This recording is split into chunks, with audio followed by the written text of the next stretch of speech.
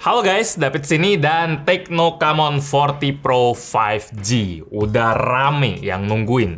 Kemarin pas kita bahas Realme 14 5G, HP 4 jutaan, isi komennya pada request Tecno bang, Tecno, 3 jutaan bang, lebih GG. Oke, gaskan. HP ini emang luar biasa menarik ya. Sedikit siraman fakta nih. Tecno Camon 40 Pro 5G adalah HP 3 jutaan yang bisa masuk ke daftar HP yang punya kamera terbaik versi DxOMark. Nih, dia ada di ranking 44. Ayolah bang, ranking 44 ay. Dihitung ya. Coba Anda perhatiin ini ranking soal apa. Perhatiin atas bawahnya dulu. Atasnya apa? Huawei Mate, Xiaomi Ultra, Vivo X, Samsung Ultra, Pixel. HP kamera monster semua tuh, harganya 10 juta lebih. Ini 3 jutaan bisa nyelip. Dia bahkan bisa setara kayak Xiaomi 14, Pixel 8a. Gila ya, HP 3 jutaan bisa dibilang sama kayak mereka. Apakah DxOMark asal ngasih skor ke HP ini atau emang sebagus itu? Nanti kita coba buktiin. Coba bandingin sama Samsung flagship, Samsung S25 Ultra. Mungkin kalau bagian tadi di klip orang masuk TikTok atau Reels, gadgetin sudah stres membandingkan Camon 3 juta dan Samsung 25 juta. Memang kedengeran aneh sih kalau nggak denger konteks yang tadi. Nanti kita coba. Oh ya, by the way, DxOMark juga ada bikin ranking terpisah ya, yang kelompokin kategori tertentu $200 sampai $400, yang agak sekelas lah. Dan skornya terlalu jauh sih. Camon nomor 1, selisihnya lumayan jomplang. Selain kamera, HP ini juga punya banyak nilai plus buat HP 3 jutaan yang bakal kita lihat bareng. Kita langsung buka aja deh, daripada ngomong terus, saya harus tarik nafas juga sambil lihat desain kotaknya yang kelihatan lumayan simple ya. Ini warnanya putih, dia teksturnya lumayan halus, ada kayak feel-feel dari kertas yang premium gitu, ada motif-motif juga, prisma-prisma, ada Camon 40 Pro 5G. Ini desainnya lumayan mirip kayak Camon 40 4G yang harganya 2 jutaan. Yang isinya ini nih, yang waktu itu menang di kategori 2 jutaan di video rekomendasi.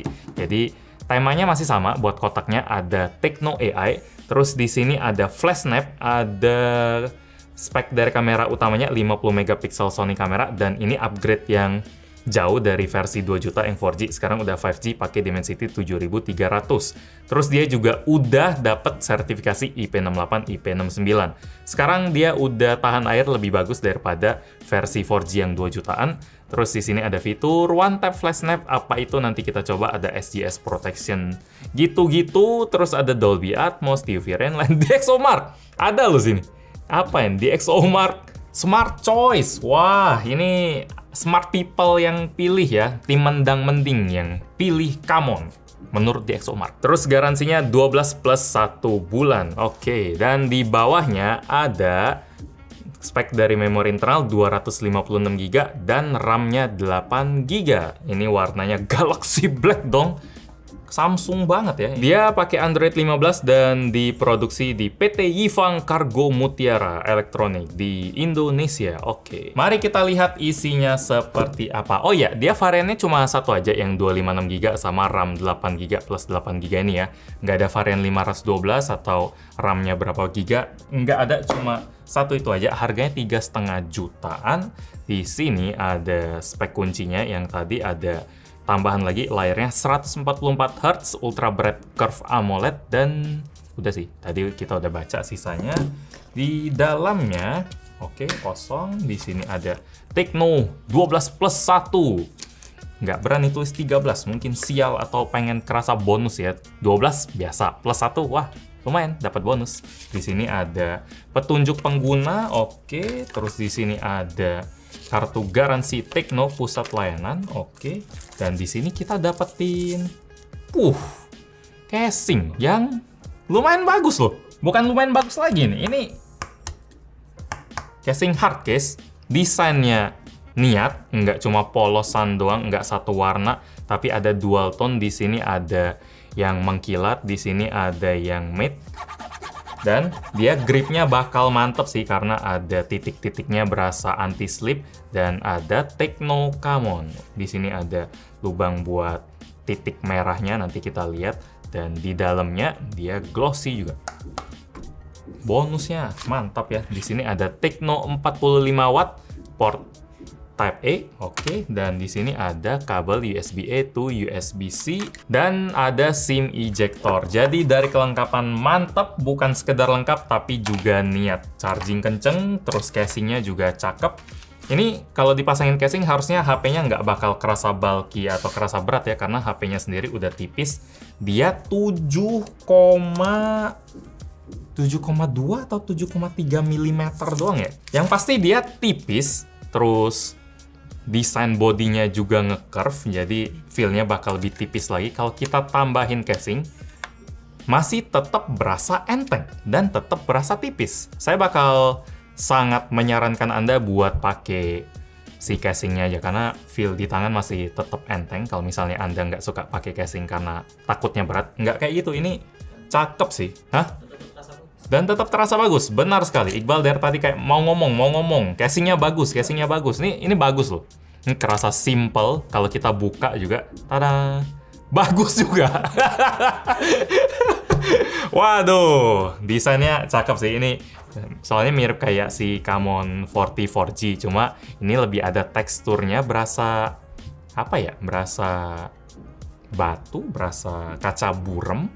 Ya ini warna abu-abu, ada dua warna lain yang warnanya hijau sama warna apa satu lagi. Editor tolong ditunjukin varian satu warna lagi. Desain kameranya berjejer 3 ke bawah, mirip Samsung, beneran Galaxy. Dan di sini ada dot merah, ini sebenarnya bisa jadi lampu juga nanti. Ada beberapa fungsi, ada LED flash. Oh iya, lupa saya belum sebutin spek kameranya. Ini kamera utama 50 megapiksel, kamera ultrawide 8 megapiksel, dan kamera gimmick nggak tahu kamera apa, makro atau apa, bebas.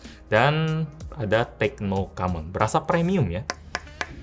Suaranya juga berasa padat tapi nggak berat, dia cuma 170-an gram doang. Kalau framenya sendiri dia masih dari plastik, jadi kalau mau dicari kekurangannya, framenya masih dari plastik. Belum seperti Infinix yang udah dari metal. Tapi Iqbal lagi-lagi geleng-geleng, kali ini lo agak cerewet ya, Pak.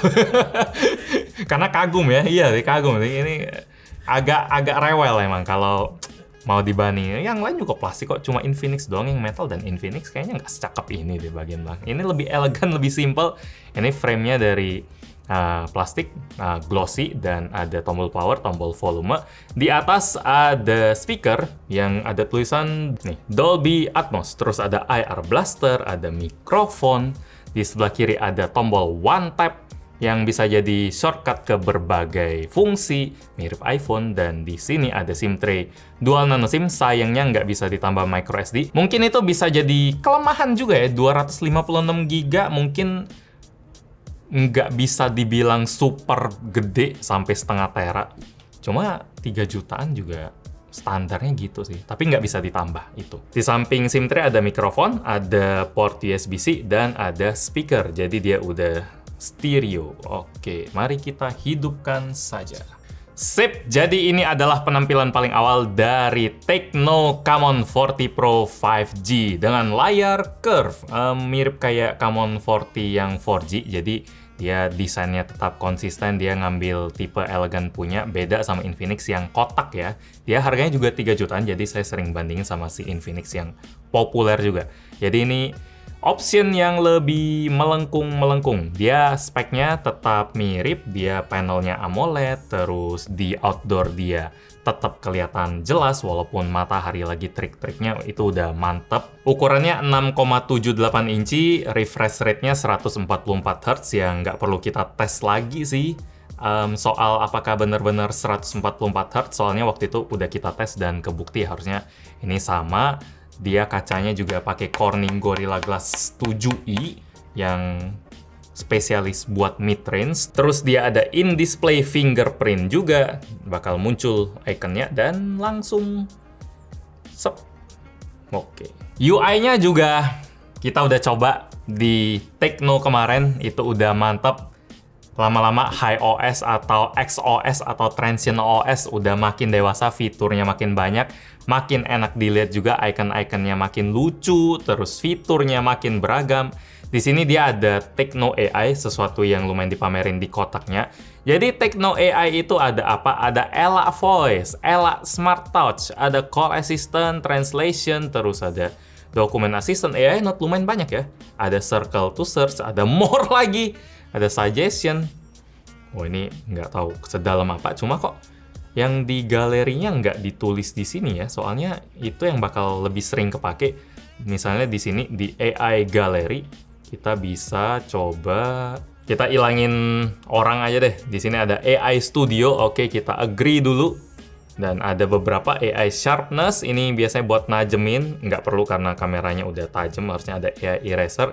Dan Extender, kita coba Eraser. Anda pasti udah tahu sih fungsinya buat apa. Kita di sini lebih ke ngeliat seberapa akurat, seberapa bagus, seberapa rapi hapusannya. Kita langsung pilih semua orangnya dan hapus. Apakah rapi?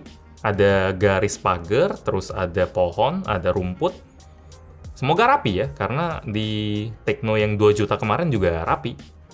Wow, coba. Pagarnya agak rusak sih, tapi nggak terlalu kelihatan kalau nggak di zoom. Kalau di sini bebeknya kayak lagi menunggu sesuatu yang nggak ada ya. Nunggu turis datang. Coba ya kita ilangin bebeknya. Kalau ini ribet sih, agak males. Kalau mau satu-satu mungkin lebih rapi, tapi kalau gini, ya coba deh. Hop. Waduh, lumayan. Ya lucu sih. Batunya kerasa alami, tanah-tanahnya. Coba ilangin semua yang ada di darat. Nah, tinggal yang berenang aja. Wow, lumayan. Rapi sih. Kalau kita zoom, oke sih. Iya sih. Kalau tanah nggak beraturan emang kayak gitu, tanah rawa-rawa ya. Terus ada AI Extender juga. Ini sesuai namanya, Start Expansion. Ya, ini ada sekitaran bordernya yang sebenarnya kosong. Dia bakal perluas. Bagus nggak ya? Nambah bebek ya. Kita bakal di komen nih. Angsa bang! Soang, bedanya apa ya? Boleh sih. Terus kita extend lagi. Bisa extend seberapa jauh ya? Itu pohon itu di atas sudah ada daun-daunnya tuh. Kalau misalnya mau nyambung, dia harus tambahin pohon yang rapi. Waduh. Ada garisnya. Ya, ada. Oh iya, ada bebek tambahan loh. Astaga, ini juga nih, bebek tambahan lagi nih. Iya, cuma ini ada garisnya. AI-nya juga masih ada lagi. Kalau kita tekan tombol power, dia bakal aktifin DeepSeek R1. Ini sekitar sebulan 2 bulan lalu lumayan viral ya, katanya saingan ChatGPT yang lebih murah nih. Dan Transient kayaknya lebih seneng versi yang lebih murah, tapi nggak kalah bagusnya ya. Kita cobain DeepSeek R1. Coba, apa bal yang biasanya itu? Buatkan ide bisnis dengan tema tahu tempe. Ella-nya berpikir, tapi Ella ya. Jadi si Ella mungkin collab sama si DeepSeek R1. Oke, mungkin kayak Iris, Siri sama ChatGPT. Jadi mereka collab. Kalau ini versi Tekno, Ella sama DeepSeek R1 ada aja ya. Tapi jawabannya bahasa Inggris ya, specialty tahu dan tempe. Apakah bahasa Indonesia? Mungkin belum bisa. Harusnya bisa sih, yang namanya AI kan language model. Nah, bisa. Language model ya harus bisa berbagai bahasa sih. Bernilai tambah. Cuma ini kaku banget ya masih ya. Alih-alih menjual tahu itu bahasa kayak koran atau majalah. Dulu saya sering banget baca kata itu. Oke sih, ya. Panjang juga. Kelas mau masak. Ya kira-kira begitu DeepSeek R1, mirip kayak ChatGPT, cuma kalau mau diadu kayaknya ya saya sekarang lebih pilih ChatGPT sih karena lebih mahal katanya dan sampai sekarang masih ada versi gratisnya. DeepSeek R1 belum banyak saya uji sih. Saya udah nyantol sama ChatGPT selama belum bayar. Gimana kalau mau pakai ChatGPT bang ya? Tinggal install aja sih, jadi nggak usah ribet sih. Nih ChatGPT tinggal install aja selesai. Ini dibikin shortcutnya aja. Atau mau satu AI yang lain lagi, kita bisa pakai Gemini punya Google ala-ala Android yang lain. Tadi saya udah setting buat ganti fungsi tombol power ini yang tadinya DeepSeek, kita bisa tekan lagi, dia bakal aktif Gemini. Jadi banyak ya sekarang pilihannya ya, ChatGPT, DeepSeek, Gemini, semuanya ada di Tekno. Menang banyak ya. Kita tinggal ganti di bagian sini, di bagian default voice assistant. Jadi softwarenya Tekno ini perkembangannya sangat banyak ya. Tidak ada iklan, terus ada satu tombol tambahan lagi. Ini namanya one tap button. Ini kok ada floating window. Kalau kita tap button ini, dia bakal keluar voice assistant. Kalau kita tekan 2 kali, dia bakal shortcut ke kamera. Kita juga bisa setting one tap-nya di sini. Dan kita bisa assign atau atur dia bakal jalanin fungsi yang mana. Ada sound recording, ada flashlight. Kalau flashlight ini asik sih. Jadi kita bisa tekan double, tek tek. Tek tek. Nah, dia bakal hidup center. Ini mantap sih. Cepat. Ada banyak ya, terus ada apa lagi nih? Ada special function. Jadi ada dynamic port. Ini dynamic port ini yang dynamic island. Dynamic island kita bisa atur fungsinya makin banyak. Ada game countdown, SMS verifikasi, terus recorder, charging, terus ada floating window, split screen. Benar-benar tidak bisa diremehkan lagi. OS atau software dari Transsion udah bener-bener mateng, bener-bener banyak lagi fitur-fiturnya. Mereka nggak setengah-setengah soal software, walaupun hardware mereka banyak. Di bagian belakang sini pun ada indikator LED notifikasi buat berbagai macam fungsi. Kalau kita lagi syuting video, dia bakal hidup. Ada telepon masuk, dia bakal hidup. Lagi ngecas, dia bakal hidup. Dan lain-lain kita bisa atur juga ya, nyala atau matinya pas keadaan yang kayak gimana. Misalnya paling simpel pas lagi record, tadi saya ada coba rekam-rekam, dan kalau kita tekan record, tek, lampunya bakal hidup. Mungkin nggak terlalu jelas kalau sini. Ini saya matiin recordnya, tek. Terus saya hidupin, tek. Jadi jelas ya kalau dia sedang merekam. Ada kedip-kedip. Cakep. HP 3 jutaan. Oke. Apalagi ya, software mantep, terus layar cakep. Kita cobain speknya. Mesinnya, dia pakai Dimensity 7300 Ultimate. Ultimate itu cuma brandingan Transsion aja. Skornya sekitar 690.000. Ini mirip kayak Redmi Note 14 Pro 5G yang harganya 4 jutaan. Terus mirip kayak Snapdragon 6 Gen 4 juga punya Realme, cuma Realme lebih tinggi 10%. Ini standar 3-4 jutaan udah segini. RAM-nya sendiri LPDDR5X dan storage-nya UFS 2.2 yang 256 GB tadi. Kalau main MLBB, dia frame rate-nya masih di super dan grafisnya ultra ya. Kalau dari speknya sih dia udah bisa banget di setting 120 fps, cuma kalau Tekno masih batasin di 90 fps. Mungkin yang penting maksimal. Woi! Yang penting dia rata, nggak naik turun. Mungkin itu ya bedanya sama Realme kemarin. Kalau Realme kemarin yang fokus gaming kameranya satu doang, dia pede jualan 120 fps. Karena HP kayak gini pun belum unlock yang 120. Mungkin nanti bakal unlock, nggak tahu. Walah, oke. Yang penting udah terlihat. Buat performanya tentu aja dia bisa stabil sekali di 90 fps. Ada turun sedikit aja, sedikit banget. Itu yang ngebikin rata-rata frame rate-nya jadi 89. Memang susah kalau mau 90 rata banget. Ini udah memuaskan. Buat speakernya sendiri kenceng.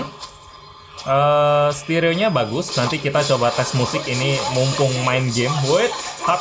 Walah, kejebak. Mundur. Hah? Oh, ada 3 tadi. Gak berani, ha? Oh, ya udahlah. Kebiasaan main aman kalau jadi MM. Hap. Oke. Lai. Wah, itu. Wah. Woi. Wah, ya udahlah. Sip. Nah, oke. Suaranya tetap mantap walaupun bodinya tipis, tapi bodinya agak bergetar ya. Efek tipis juga kali. Suaranya kenceng.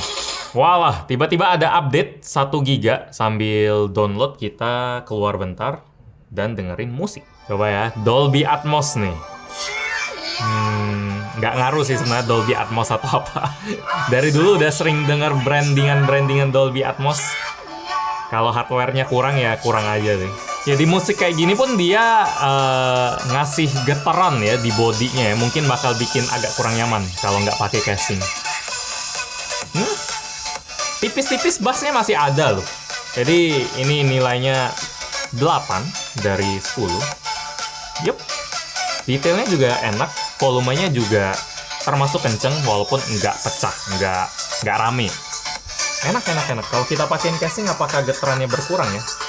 Getarannya nggak ganggu sih, tapi berasa geli-geli gitu. Oh mendingan. Kalau pakai casing langsung mendingan. Jadi pakai casing aja ya, ganteng juga ya. Kayak Samsung. Main Genshin di setting medium. Masih termasuk lancar, nggak patah-patah. Tapi emang nggak mulus 60 fps ya, tentu saja. Segila-gilanya HP 3 juta, sepertinya masih mustahil buat bisa dapat Genshin lancar 60 fps. HP 6-7 juta aja sulit, apalagi HP 3 juta. Cuma ini kameranya bisa dibilang seranking sama yang flagship gitu. Kayaknya ada harapan ya kalau soal performa ya. Entah bakal kejadian atau enggak. Tapi di Tecno Camon 40 Pro 5G ini, dia bisanya dapat rata-rata di 42 fps di setting medium. Udah memuaskan buat sebuah HP 3 juta.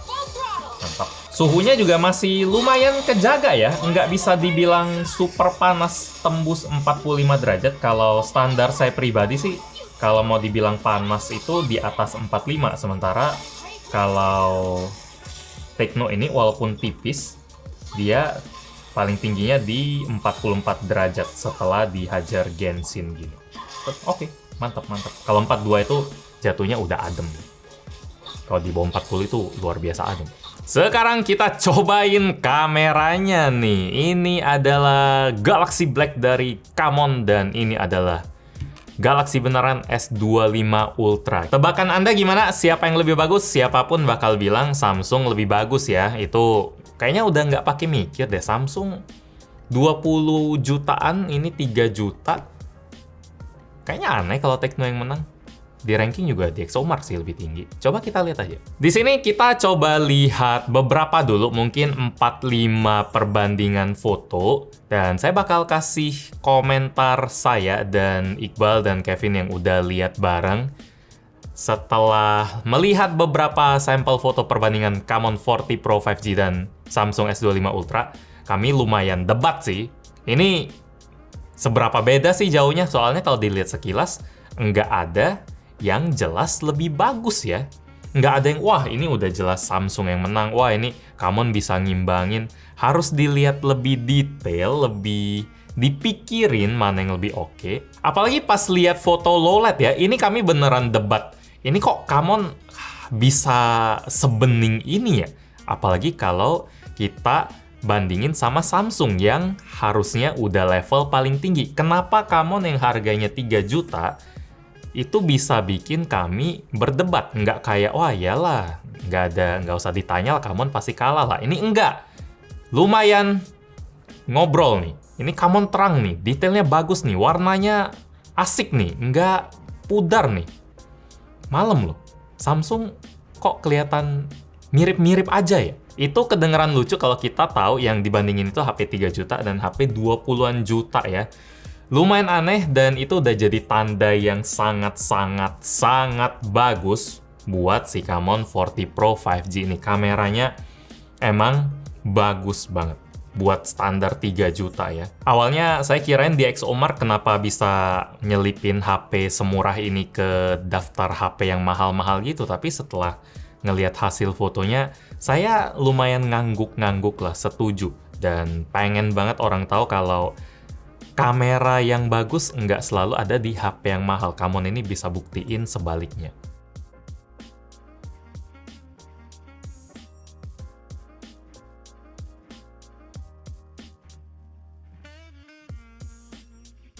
Cuma ceritanya, stop sampai di kamera utama aja ya. Dari tadi kita lihatnya perbandingan kamera utama. Si Camon lumayan bisa ngekor lah. Kalau dibilang mirip banget, setara, atau melebihi itu mungkin terlalu berlebihan, tapi bisa ngekor aja HP 3 juta sama HP 20-an juta itu udah prestasi banget. Tapi ceritanya sampai di situ. Kamera ultrawide-nya lumayan kelas mid-range lah ya. Masih bagus, kelas mid-range standar awalnya aja yang udah terlalu tinggi dibandingin sama flagship. Buat mid-range pun ini udah bagus, cuma jangan ngarep bisa sebagus kamera utamanya. Saya tetap puji kamera ultrawide-nya karena di kelas mid-range masih banyak HP yang belum kasih kamera ultrawide. Kalau ada pun, banyak juga yang hasilnya burik, yang asal ada kamera ultrawide aja. Ini kamera utamanya luar biasa bagus, ultrawide-nya juga nggak jelek. Jadi kamera Tecno ini emang sebagus itu. Selfie juga bagus. Saya jarang ngobrolin kualitas kamera selfie karena biasanya ya nggak ada yang mengejutkan sih, biasanya mirip-mirip sama standar harganya. Cuma di Camon ini kualitas kamera selfie 50 megapikselnya juga cakep. Saya salut lah. Nggak tahu gimana caranya biar nggak kedengeran berlebihan, tapi saya suka banget sama kamera HP ini. Ini saya sekalian bandingin kualitas videonya sama si Samsung S25 Ultra yang sudah sangat terkenal dengan kualitas perekaman videonya. Kalau video, Camon emang jelas kalah. Saya sepakat, lumayan mudah bedainnya. Soalnya Camon masih ada nyendut-nyendutnya sedikit. Kualitas gambar masih bagus, tapi beda di nyendut-nyendutnya itu loh. Ini kelemahan yang sering banget kita temuin di HP mid-range yang mau HP apapun. Entah kenapa masalah nyendut-nyendut ini agak susah hilang. Ada yang lebih parah dari ini sih, cuma nggak bisa bersih sama sekali. Cek-cek buat perekaman kamera depannya sendiri, Tecno Camon 40 Pro 5G bisa di 4K 30 fps dan stabil ya. Anda udah lihat saya jalan-jalan, terus ini bakal naik tangga, juga masih tetap stabil. Dengan syarat kita aktifin stabilizernya. Ada versi nggak stabilizer yang lebih luas sedikit, cuma dia goyang. Ini agak berisik ya, belakang ada speaker panggung, agak gitu, entah ganggu atau enggak. Sekalian ngetes mikrofonnya. Kalau dari dynamic range juga mantap, muka saya masih kelihatan jelas, jadi sampai rekaman video kamera depan pun kamera Camon 40 Pro 5G. Kesimpulan, di harga 3 jutaan atau 3,5 juta, mungkin bisa lebih murah, bisa lebih tinggi, tergantung vouchernya. 3 jutaan, Tecno Camon 40 Pro 5G. Bener-bener rekomen. Gila sih Transsion. Kok bisa mereka bikin HP kayak gini? Dijual di harga kayak gitu. Biasa di harga 3 juta saya bisa dengan gampang nemuin 1-2 kelemahan besar, ada plus minus. Dan itu wajar, masih harus milih sesuai kebutuhan, masih harus hati-hati, jangan sampai kejebak soal kelemahannya, dan tiap brand bisa saling ngisi menangnya ini, kurangnya ini. Tapi di Camon 40 Pro 5G ini saya nggak tahu mau bilang apa kelemahan besarnya ya. Kalaupun ada, rasanya agak dicari-cari. Softwarenya bagus, hardwarenya juga top buat harga segini. Bener-bener cakep. Jadi daripada nyari celah buat protes, mikir ribet, mending saya bilang terima kasih buat Transsion udah bikin HP kayak gini. Buktiin kalau HP 3 jutaan pun bisa sebagus ini. Isi video ini lumayan muji ya, bukan full pujian kayaknya. Dan nggak perlu ditutup-tutupin sih. Justru harus digede-gedein HP kayak gini. Demikian unboxingnya. Like kalau suka, dislike kalau nggak suka. Kita ketemu lagi di video selanjutnya. Yo. Come on. Kurangnya apa? Coba kita tanya Gemini. Apa kelemahan Tecno 40 Pro 5G? Penurunan spesifikasi, misalnya konfigurasi, kini hanya tanpa lensa makro, bodoh amat. Performa gaming kurang optimal, tadi enggak. Kualitas speaker oke. Kamera OLED terbatas, yang beneran ini Gemini stability video. Nah ini, tanpa OIS. Ini dia ngomongin apa sih?